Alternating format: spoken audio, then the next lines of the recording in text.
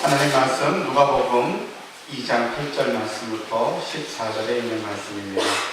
그 지역의 목자들이 밤에 밖에서 자기 양떼를 지키더니 주의 사자가 곁에서고 주의 영광이 그들을 두루부시네 그의 무서워하는지라. 천사가 이르되 무서워하지 말라. 보라, 내가 온 백성에게 미칠 큰 기쁨의 좋은 소식을 너희에게 전하노라. 오늘 다윗의 군에 너희를 내어 구원하셨으니 곧 그리스도 주시니라. 너희가 가서 강보에 쌓여 구육에 누워있는 아기를 부리니 이것이 너희에게 표적이니라 하더니 우연히 수많은 천군이 그 천사들과 함께 하늘을 찾아가 이르되 지극히 높은 곳에서는 하나님께 영광이요 땅에서는 하나님이 기뻐하신 사람들 중에 평화가 합니다. 아멘. 오늘은 유진벨 재단의 이야기로 말씀을 시작하려고 합니다. 여러분들도 많이 아셔서 유진벨 재단에 대한 이야기, 또 오늘 아침에도 매스컴에서 소개되는 이야기를 아마 보신 분도 계실 것 같습니다. 자료를 쭉 보다 보니까 유진벨 재단 그 가문이 4대째 한국에 와서 선교하고 또 복음 전하는 일, 또 어려운 사람들을 돕는 일을 하고 있더라고요. 1800년대에 그 할아버지 때 와서 이곳에 와서 복음을 전하기 시작을 했고, 외가로부터 시작해서 서로 이렇게 연결돼서 그 자녀들이 지금까지 한국에 머물면서 어려운 사람들을, 특별히 결핵에 고통받고 있는 이들, 또 북한에까지 올라가서 이 좀 힘든 사람들을 돕는 일들, 또 복음 전하는 일들을 계속합니다.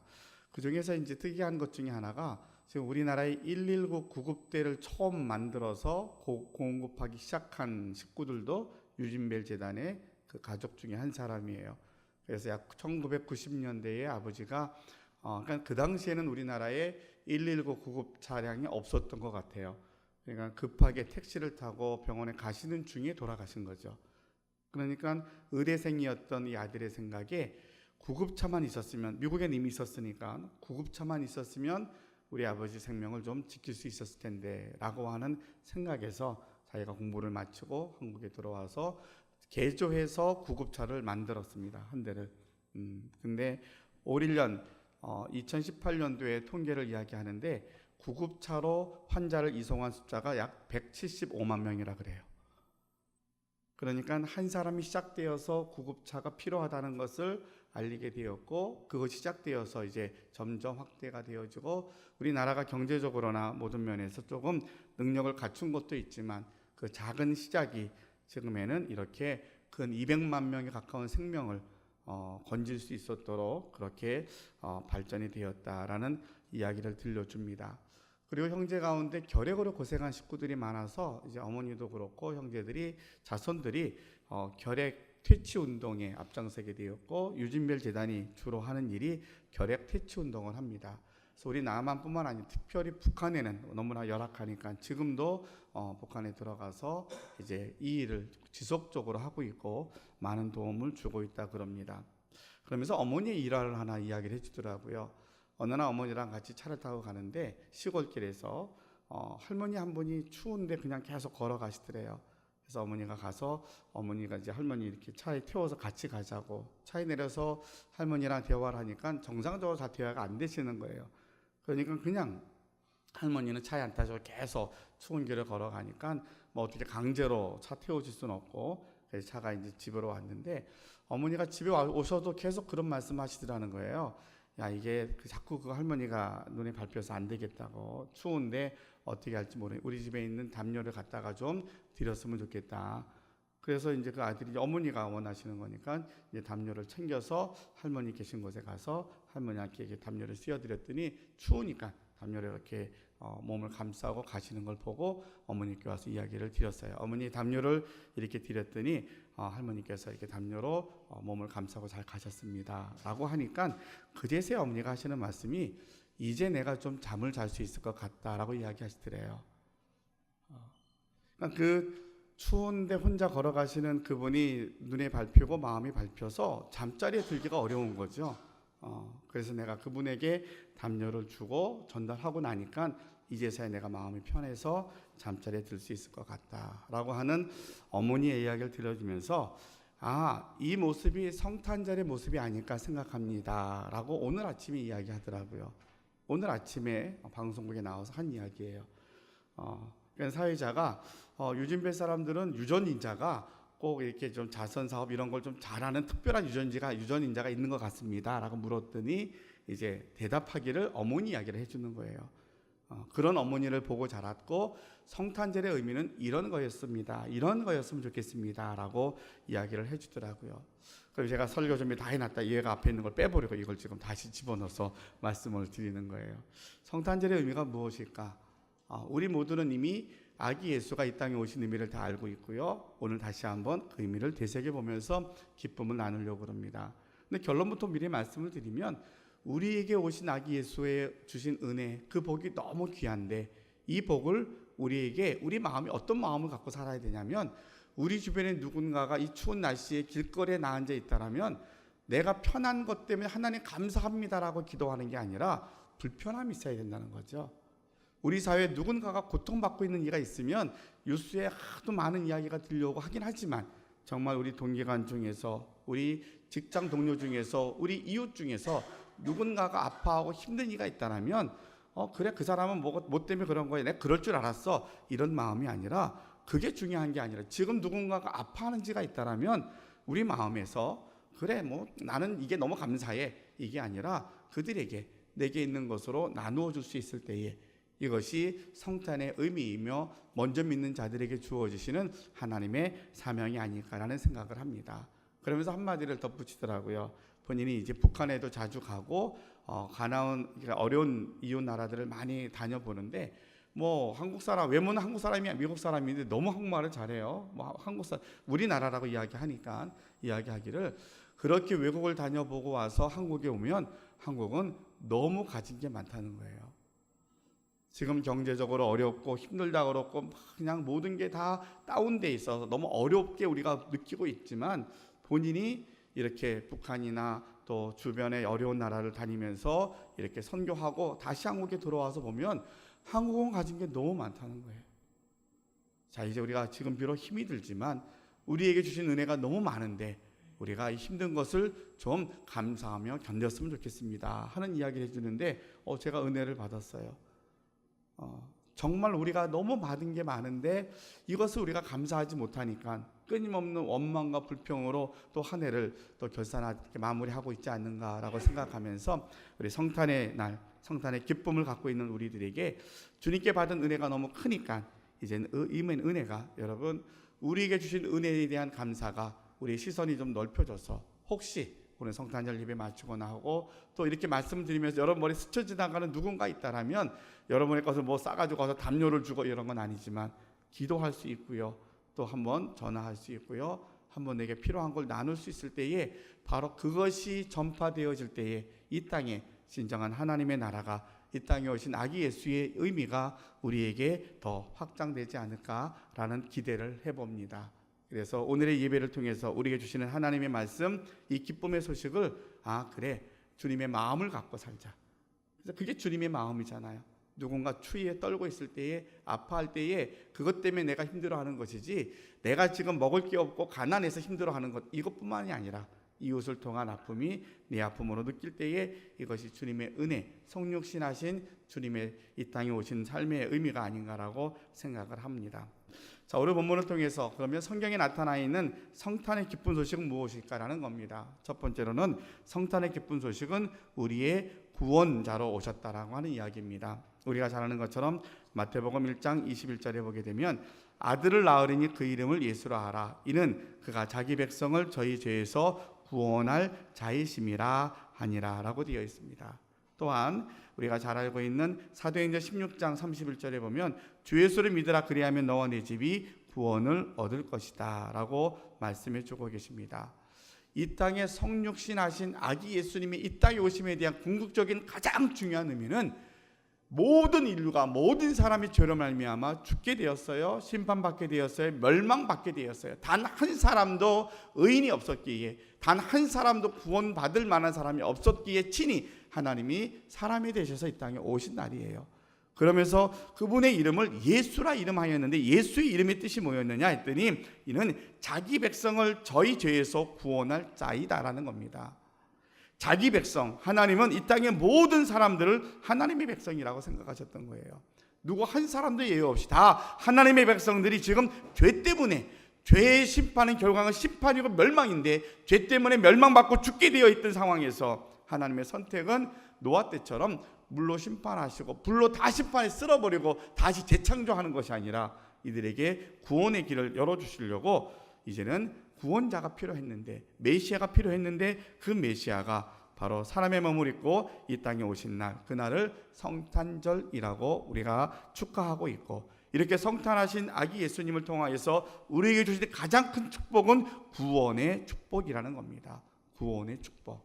저와 여러분이 이 자리에 함께 예수님 믿어서 구원의 확신이 있는 분도 계시고요, 또 더불어서 성령 충만하여서 은사를 경험하고 신비한 것을 경험하고 그 은혜에 정말 놀라운 더 크고 많은 은혜를 경험하신 분도 계실 것입니다. 또 그런가 하면 아직도 예수님이 믿어지지 않고 아직도 나는 교회가 좋으니까 그냥 어서 새로운 분위기에 우리 새신자들, 새로 오신 우리 학생들도 있긴 하는데 이렇게 처음 와 있는 분들도 계시리라고 생각이 됩니다. 자, 우리 모두에게 동일하게 한 번 더 생각을 해봅시다. 성탄절의 의미, 예수님이 이 땅에 오셔서 우리가 기뻐해야 될 중요한 의미가 무엇일까? 그래, 성탄절의 의미는 가난한 사람을 돕는 거야. 성탄절의 의미는 정말로 고통당하는 이들에게 함께 사랑을 나누는 거야. 맞습니다. 중요합니다. 그러나 그것의 동기가 되는 정말 중요한 것은 예수님이 오신 목적은 우리는 다 죄 때문에 죽어야 되는데, 죄 때문에 다 심판받아서 멸망받아야 되는데, 멸망받을 나를 위해서 하나님이 사람 되셔서 이 땅에 오신 겁니다. 하나님이 하나밖에 없는 독생자를 이 땅에 보내주신 것입니다. 그래서 우리가 기쁨으로 하나님께 영광 드리며 감사의 찬양을 드리는 겁니다. 이렇게 고백할 수 있는 것, 그 근거는 우리가 예수님 때문에 구원받았기 때문입니다. 예수님이 오심으로 인하여서 우리에게 구원의 길을 열어주셨고, 누구든지 그 예수를 믿기만 하면, 예수를 믿기만 하면, 입으로 시인하기만 하면 예수님께서 우리에게 구원자가 되어주시겠다라고 약속해 주셨습니다. 그래서 성경을 한 절로 요약하라 그러면 요한복음 3장 16절입니다. 여러분 다 외우시지요?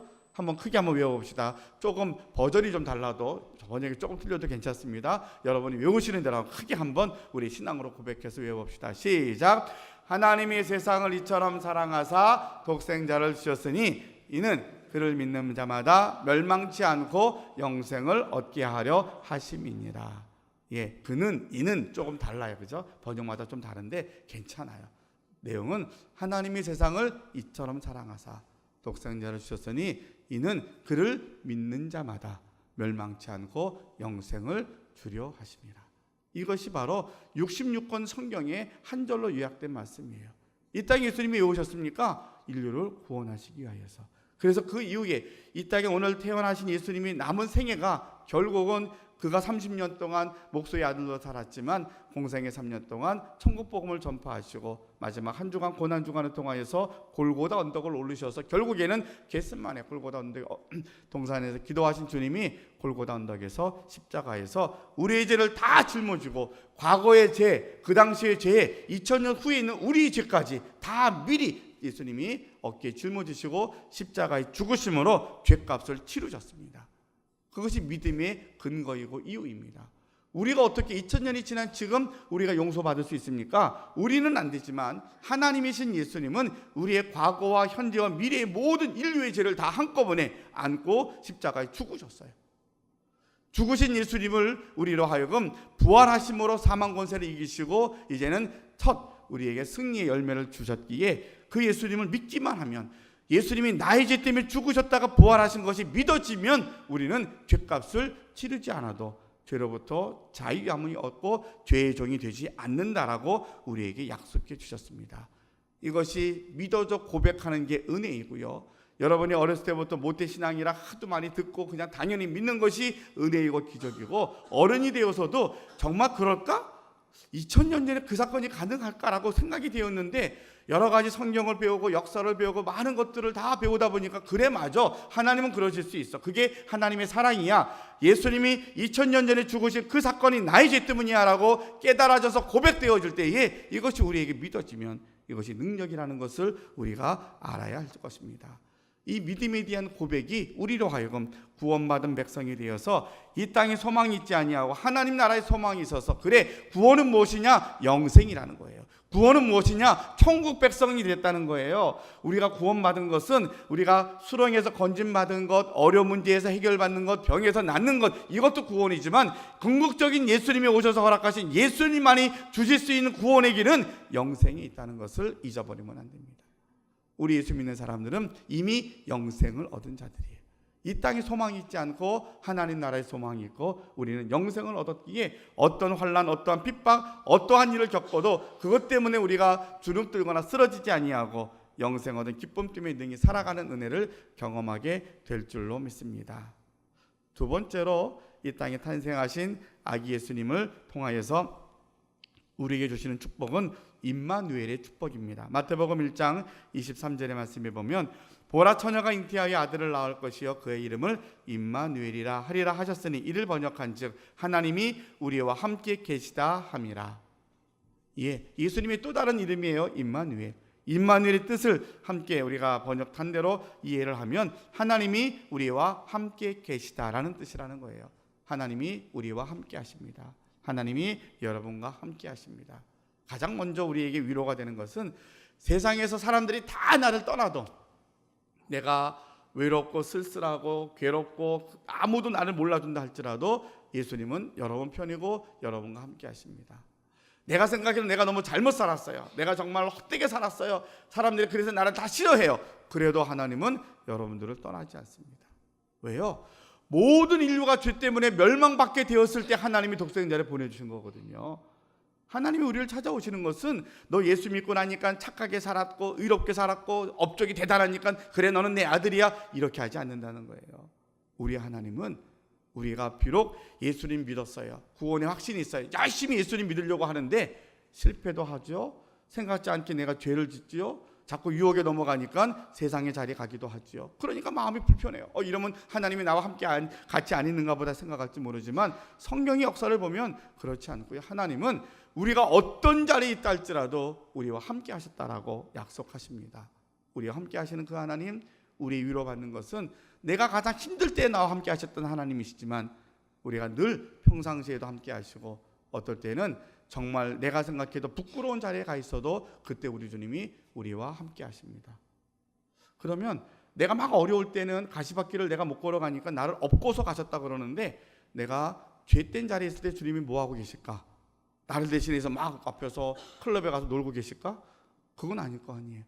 우리가 부끄러운 자리, 죄의 자리라고 생각하면 예수님은 나와 함께 하시는데 그 죄값을 치르기 위해서 또다시 그 자리에서 골고다를 올라가신다고 어느 목사님이 비유로 설명하시더라고요. 그러니까 우리가 항상 옳은 길에 있어야만 주님이 우리와 함께 하는 게 아니라 우리 주님은 우리를 사랑하시는데 죄 가운데 있는 우리를 사랑하셨기 때문에 또다시 은혜 받은 우리가 또다시 죄 가운데 가도 또다시 주님이 오셔서 우리에게 사랑으로 십자가에서 우리의 죄를 또다시 지고 가신다는 거예요. 그럼 우리는 어떻게 은혜를 우리가 이해할 수 있어야 될까? 죄 가운데 있는 것, 우리는 그럴 수밖에 없는 약한 존재이기에 주님 십자가의 은혜가 이 땅에 성탄하신 복음의 그 기쁨이 우리에게 구원의 은혜가 된 것을 잊지 않게 해달라고. 그럼에도 불구하고 우리가 넘어지고 쓰러졌는데 그 자리가 나 때문에 또다시 골고다를 올라가시는 주님을 생각하면서 할 수 있으면 그 죄의 길에서 벗어날 수 있게 해달라고. 할 수 있으면 죄 짓는 것들을 줄일 수 있게 해달라고. 그래서 어제보단 오늘이, 오늘보단 내일이 주님을 더 닮아가는 일에, 주님이 더 원하시는 일에 더 많이 순종할 수 있게 해달라고. 이것이 우리가 임마누엘의 주님을 기억하는 은혜의 열매가 될 줄로 믿습니다. 지나간 1년을 뒤돌아보면 우리가 많이 알면 알수록 성령에 대해서, 신앙에 대해서, 율법에 대해서 많이 알면 알수록 죄에 대해서 더 많이 생각이 나요. 아예 모르면 내가 무슨 죄를 졌다고 그럴 수 있어요. 근데 성경을 많이 알고 율법에 대해서, 하나님의 은혜에 대해서 더 많이 알면, 그래서 기도 많이 하신 분들이 기도 시작하면 하나님 용서해 주시고 회개 기도부터 먼저 하시잖아요. 왜냐하면 주님의 은혜를 알면 알수록 우리가 해야 될 일이 더 많으니까. 그렇게 생각한다면 우리는 그 자리가 우리 스스로를 위축이 되고 우리 스스로가 자꾸 수렁으로 빠져들어가는 자리가 아니라 그 자리는 골고다로 가시는 주님을 바라보는 자리가 되어야 할 줄로 믿습니다. 그 주님이 임마누엘의 예수님이시라는 거예요. 그러니까 우리가 받는 성탄하신 예수님을 통하여서 우리에게 주시는 축복은 무엇이냐? 하나님이 우리와 함께 하시겠다는 약속이라는 겁니다. 여러분, 그러니까 예수 믿는 사람들은 당당할 수 있고요, 힘을 가질 수 있어요. 왜요? 전능하신 하나님이 나와 함께 하시겠다고 약속하셨으니까. 이것은 내가 선택한 것이 아니라 하나님의 선택이고 하나님의 약속이라는 거예요. 그러니까 힘있게 주님, 내가 가는 길 오늘도 주님과 동행해 주시고, 할 수 있으면 내가 알지 못하는, 내가 생각하지 못했던 길로 가면 이 길에서 돌이키게 해달라고, 도와달라고 기도할 수 있을 것이고요. 나가 그만 그 시험에서 졌어요. 그래서 나도 원치 않는 길에 갔어요. 그래도 또 깨달으면 하나님, 내가 또 죄 지었네요. 내가 다시 주님께 돌아옵니다. 이게 믿음이에요. 믿음은 돌아오는 게 믿음이에요. 믿음이 죄 안 짓는 게 믿음이 아니라 죄를 짓는 우리지만 다시 십자가 성탄하신 예수님을 기억하면서 다시 돌아오는 게 믿음인 거예요. 그래, 그게 가능한 것은 예수님이 우리와 함께 하시겠다는 약속 때문에. 이것을 기억하면, 이것이 우리에게 주신 축복인 줄 알면 우리 이 땅에 살면서 어떤 일을 당해도 우리가 넘어지지 않고, 넘어져도 다시 일어나는 은혜를 경험하게 될 줄로 믿습니다. 세 번째로, 오늘 성탄의 소식을 통하여서 우리에게 약속하신 하나님의 복은 평화와 기쁨입니다. 오늘 본문의 말씀 14절에 보니까 지극히 높은 곳에서는 하나님께 영광이요 땅에서는 기뻐하심을 입은 사람들 중에 평화로다라고 말씀을 하십니다. 이사야의 말씀을 보면 한 아기가 우리에게 낳고 한 아들을 우리에게 주신 바 되었는데 그 어깨에는 정사를 메었고 그 이름은 기묘자라 모사라 전능의 하나님이시라 영존하신 아버지라 평강의 왕이라 할 것임이라 라고 말씀하십니다. 여러분이 잘 아는 말씀처럼 요한복음 14장 27절에도 보면 평안을 너희에게 끼치노니 곧 나의 평안을 너희에게 주노라. 내가 너희에게 주는 것은 세상이 주는 것과 같지 아니하니라. 너희는 마음에 근심도 말고 두려워하지도 말아라. 이 땅에 오신 예수님 우리 마음에 모셔드려서 우리 마음에 빈 방, 조그만 방이지만 누추하지만 그래도 제가 대강절 기간 동안 기도로 준비했습니다. 정결한 마음을 주님을 모셔드리겠습니다. 열심히 기도한다고 그랬지만 여전히 다 완벽하지 않습니다. 그래도 제 마음에 정말 예수님이 오셨으면 좋겠습니다. 이런 마음 갖고 우리가 성탄의 기쁨을 함께 예배드리며 이 자리에 있습니다. 이미 여러분 마음속에 우리 주님이 다 들어오셔서 앉으시고 또 그곳에서 여러분과 함께 또 다른 한 해의 삶을 시작해 주실 것입니다. 그분이 약속하신 복이 뭐냐면 평안이라는 거예요. 평안. 이게 어떻게 가능할까? 제가 최근에 아무튼 여러분에게 수도 없이 말씀을 드렸죠. 세상 사람들은 다 자들의 욕망과 야망을 따라, 욕심을 따라 열심히 출세를 따라 살아갑니다. 더더 나은 인생을 살아가는데 끊임없이 가는 끝은 결국 죽음의 문이고 그들의 끝은 절망밖에 없다는 거죠.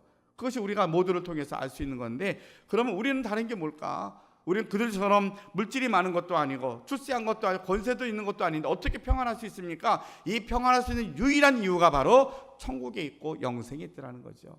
영생과 천국이 우리에게 얼마나 큰 은혜인가를 기억하면서 그 평안을 사모하면 우리가 오늘을 살다가 주님 앞에 가더라도 우리는 죽음 이후에 하나님 나라에 갈 겁니다 라는 평안이 있고, 이 평안은 세상에서 주는 것과 같지 않다. 세상에는 복권에 맞아야 되고 출세해야 되고 뭐가 잘 돼야지 얻어지는 것이라면 아니야. 너희가 하나님 뜻 안에 있으면 그것 자체가 하나님이 주시는 평안이라고 성경이 우리에게 말씀해 주고 있는 약속입니다. 성탄하신 예수님이 우리에게 주신 약속은 바로 이 평안이라는 거예요. 여러분, 올 1년 동안 평안하셨습니까? 걱정이 없으셨습니까? 두려워하거나 염려하지 않으셨습니까? 예, 그렇다면 정말 여러분들은 행복하게 잘 사신 겁니다. 우리는 그렇게 살도록 택함 받은 사람들이에요. 우리는 그렇게 살 만한 자격이 있고 충분한 능력이 있고 충분한 우리에게 에너지가 있는 사람들이에요. 우리 안에 그런 약속을 하나님이 주셨는데 이것을 끄집어 사용하지 못하면 결국 우리 인생이 내게 믿음 안에서 약속하신 복을 못 누리는 그러한 조금 불행 아닌 불행을 겪는 성도가 될 수밖에 없는 거죠. 예수 믿는다는 것은 하나님이 약속하신 이 평안을 누리는 게 예수 믿는 거예요. 예수 믿는 것은 예수 안 믿는 사람들처럼 똑같이 세상의 염려, 걱정, 두려움 가운데 사는 것이 아니라 세상이 난리가 나고 전쟁이 나고 모든 것이 다 없어진다 해도 아니야, 괜찮아, 하나님이 계시잖아. 우리가 자동적으로 그렇게 고백할 수 있어야 돼요. 아니야, 괜찮아, 하나님이 내 편이시잖아, 아니야, 이것도 하나님이 선용하실 거야 라는 고백이 그게 어떻게 가능한데, 그 다음은 어떻게 할 건데, 그 다음도 하나님이 합력하여 선을 이루실 거야. 이것이 우리의 믿음이라면 그 평안함은 하나님이 우리 인생을 책임져 주시겠다는 약속을 근거로 한 평안이 될 줄로 믿습니다. 그렇죠. 누가 보장을 해줘야 되잖아요. 내가 당당하게 이겨나갈 수 있는 것은 뭔가 책임지는 자가 뭔가 좀 우리에게 그 책임질 수 있는 걸 보여줘야 되잖아요. 이게 누가 보여주는 거예요? 전능하신 하나님이 약속하신 거잖아요. 그래서 이제 우리 수험생들, 고3들이 머리가 아주 복잡하고 터질 것 같아요. 그냥 너무 힘들어요. 예. 그래서 힘들면 조금 지날 때마다 좀 우리 친구들의 속은 다 모르지만 후회도 많고 아쉬움도 많고 원망도 많고 되게 복잡할 것 같아요. 제가 전에 있었던 교회 학생들, 고3들을 서울에서 지도하다가 아이들한테 그랬어요. 너희들 죄수하는 거 두려워하지 말아라. 그래서 지금 너희가 후회하는 거 한다고 아무것도 되지 않고 너희가 1년 재수해도 괜찮아. 근데 믿음 안에서 하면 돼. 그렇게 해서 가르치고 교회를 떠났더니 진짜 재수하는 애가 많더라고요. 그래서 부모님들을 만나면 야, 이걸 어떻게, 내가 계속 있으면서 이게 애들을 끌고 가야 되는데 그 재수해도 괜찮아까지만 말하고 제가 와버려갖고 그 다음에 엄마를 만났는데 아들 어떻게 됐어요? 그랬더니 목사님 재수해요 그러는데 이게 표정이 좀 아닌 것 같아.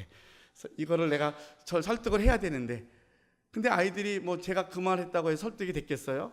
근데 걔들이 뭘 들었을까라고 곰곰이 생각하니까 하나님을 믿으니까, 그래, 내가 제대로 믿음 안에서 이렇게 바르게 바라보지 못하고 준비하지 못해서 지금의 결과가 나왔지만, 아니야, 믿음 안에서 하면 1년에도 갈 수 있어. 그게 훨씬 더 내게 좋은 거야. 믿음 안에서 하는 게 중요해 라는 게 생각이 해서 아이들이 부모를 설득을 해서 다시 공부했더라고요. 저도 지금 한편으로 궁금해요. 이 아이들이 지금 어떻게 결과가 나왔느냐에 따라서 제가 또 한번 좀 연락을 해야 되는가 생각을 하는데, 마찬가지로 지금 우리 아이들도 너무 복잡할 거예요. 그래서 저는 아이들한테 분명하게 동일하게 이야기해주고 싶은 마음이 있어요. 지금부터 고민을 하자. 하나님이 왜 내가 고3 때 예수 믿게 하셨을까? 왜 하나님이 나를 믿음의 가정에서 자라게 하셨을까? 이 모든 것들을 생각하면서, 그래, 지금의 이 시기가 내 인생에 죽을 것 같았지만, 그런데 이 시간 지나고 난 지금 1학년 1년 다닌 친구들이 물어보면 그 시간이 지나가면 또다시 인생은 더 큰 문제가 우리 앞에 있는 게 인생이잖아요. 근데 우리 어른들이 그것이 전부라고만 가르치면 답이 없는데 거기에 모든 게 다 묶여 있어가지고 더 많은 걸 보지 못한다라면, 믿음의 눈은 그게 아니다. 믿음은 지금 있는 게 가장 중요한 시기이지만, 그러나 이 결정을 믿음 안에서 하면 하나님이 그것도 선용하실 거야. 근데 중요한 것은 지금에 당한 실패와 어려움을 통해서 하나님을 만나는 거야. 하나님을 의지하면 어떤 걸 주시냐? 평안함을 주시겠다는 거죠.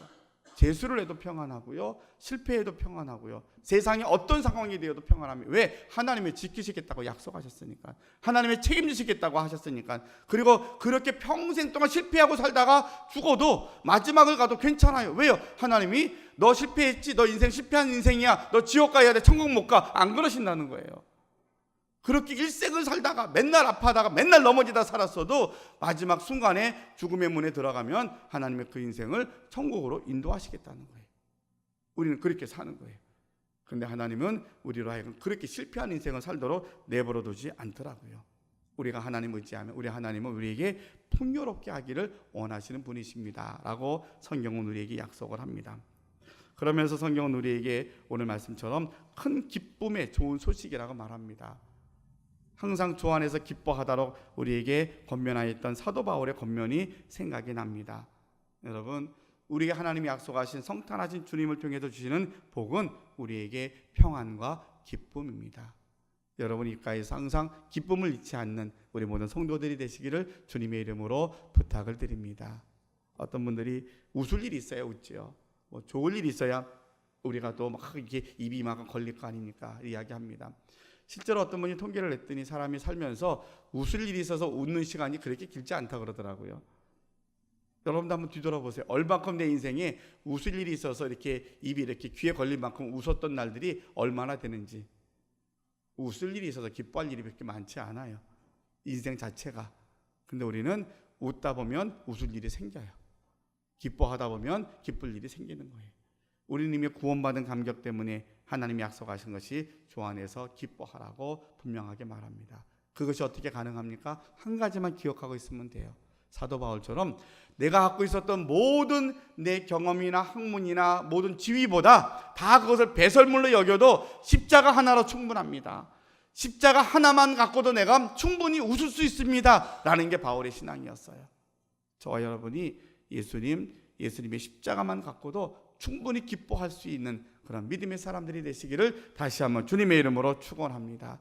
이것이 기쁨의 이유가 되어야 된다는 거예요. 충분합니다. 여러분 다시 믿음으로 은혜 받고 은혜 안에 있으면 이것으로 충분합니다. 이것이 성탄하신 예수님이 우리에게 약속하신 축복이거든요. 우리가 어떤 상황, 어떤 요지가 있어도 괜찮은 거예요. 실패해도 괜찮은 거예요. 성공해도 더 좋고요. 왜요? 예수님 때문에, 십자가 때문에. 그렇다면 우리는 항상 웃을 수 있어요. 제가 여러분들에게 거울 자주 보라고 말씀을 드리죠. 자주 보십니까? 이쁘게 하셔야 돼요. 그렇죠? 사람들에게 그러면 내가 이쁘게 뭐 보여주려고 합니까? 그게 아니라 예수 믿는 사람이기 때문에 저는 이쁘게 해야 된다고 생각을 해요. 목사님 화장품이 비싸고 이런 얘기하는 게 아니라 근데 가장 이쁜 것은 웃는 얼굴이에요. 웃는 얼굴. 웃는 거 연습하시라니까요. 제가 잘 웃잖아요. 그죠? 저기 잘 웃는 사람이 아니었어요. 제가 가끔 제 얘기를 하면 고등학교 수학여행 갔다 온 사진을 보고 제가 너무 놀랐어요. 하도 이상해갖고 표정이 굳어갖고 애가 이상한 거예요. 그래서 연습했어요. 웃는 연습. 그래서 웃는 연습에서 제가 그냥 자동적으로 막 얘기하다 웃어야 그러면 바로 웃습니다. 그래서 자동적으로 웃는 모습이 나와요. 근데 이게 자동적으로 웃는 게 제 모습에 저 스스로가 너무나 평안함을 주더라고요. 웃는 것도 연습해야 돼요.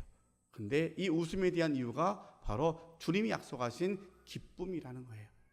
선탕하신 이 기쁨이 우리에게 삶의 기쁨의 에너지가 되더라는 거죠. 다시 한번 십자가를 붙잡고 더 깊이 알아가는 과정에서 이 기쁨을 누리실 수 있기를 바랍니다. 그래서 마지막으로 한 가지만 더 말씀을 드리면 고린도후서 8장 9절에 보니까 우리 주 예수 그리스도의 은혜를 너희가 알거니와 부요하신 자로서 너희를 위하여 가난하게 되심은 그의 가난함을 인하여 너희로 부요하게 하려 하심이라. 예수 믿으면 영생 얻어서 우리가 세상의 근심과 걱정을 다 떨쳐버리고 삽니다. 이게 축복의 첫 번째예요. 근데 하나님의 약속은 66권 성경에 보면 너희 가난하게 살 거야, 너 훈련받고 살아, 이것만 있는 게 아니라 훈련의 목적은 정금처럼 귀하게 하신 것이고, 예수 믿는 사람들은 정말 내 마음 민수기에 보니까 내가 복 주고 복이 되고 내가 은혜 위에 은혜를 내가 누리기를 원해. 이게 하나님의 마음이시는 거예요. 그러면서 바울을 통해서 고린도께 주신 말씀이 뭐냐면 우리를 부유하게 하기 위해서 하나님이 스스로 사람이 되셨고 가난하게 되셨다는 거예요. 예수님 믿는 너희들에게 나로 인해서 너희가 복 받을 거야 라고 주님이 약속하신 거예요. 여러분 예수를 믿으면 여러분의 마음의 부자가 되고 이 땅에서도 부자가 되는, 부유하게 되는 복을 약속해 주신 대로 누리게 될 줄로 믿습니다. 그래서 우리는 고린도전서에 있는 말씀처럼 가난한 자 같으나 모든 사람을 부유하게 하는 사람, 이 사람이 부자인 거예요. 많은 것을 가진 사람이 부자가 아니라 많은 사람을 부유하게 하는 사람이 부자예요. 그래서 저희 집에 이렇게 붓글씨로 이렇게 아내가 쓴 이렇게 가운처럼 써놓은 게 있는데 저희 친가에도 있어요. 그 말씀이 가난한 자 같으나 늘 많은 사람을 부유하게 하는 사람. 저는 그게 너무 감사해요. 우리 부모님이 그렇게 사신 모습 때문에 저도 그렇게 살려고 늘 애를 씁니다. 많이 가진 자가 아니라 많은 사람을 부유하게 하는 사람, 이게 부자예요. 이것을 위해서 주님이 우리에게 이 땅에 오셨다라고 말씀을 하십니다. 여러분 다 부자가 될 수 있는 힘과 자격을 갖춘 사람이에요. 이제는 약속처럼 성탄하신 예수님이 주신 이 복이 그래 나를 부유하게 하신 거구나. 이 부유함은 쥐고 있는 게 아니라 베푸는 거구나. 많은 사람들에게 베풀수록 우리의 부유함은 더 풍성해지리라고 믿습니다. 어저께 저희가 새벽성, 저녁성을 돌았어요. 몇 명 돌았겠습니까? 궁금하지 않으세요? 몇 명 돌았을까? 예, 아기들까지 18명이 돌았더라고요. 많이 돌았죠? 예, 근데 그나마 좀 덜 추웠는데도 우리 아기들은 여기 동네에 이렇게 도는데 조금 추웠던 것 같아요. 그래서 조금 배탈도 난 친구도 있고 그렇긴 했는데 우리 집집마다 우리 아파트에까지 가서 찬양을 드리고 이렇게 공원에 가면서 함께 찬양을 전해드렸고 여기 있는 소방서에 가서도 찬양 들려드리고 인사하고 왔어요. 오늘 다니면서 어저께 다니면서 제가 느꼈던 것은 점점 교회들이 성탄 이브 행사가 어려워집니다. 그래서 이제 올해 같이 성탄절이 화요일이면 주일날 저녁 때 예배 때 그냥 성탄절 행사를 합니다. 왜 그런가 했더니 엄마 아빠들이 안 오는 거예요.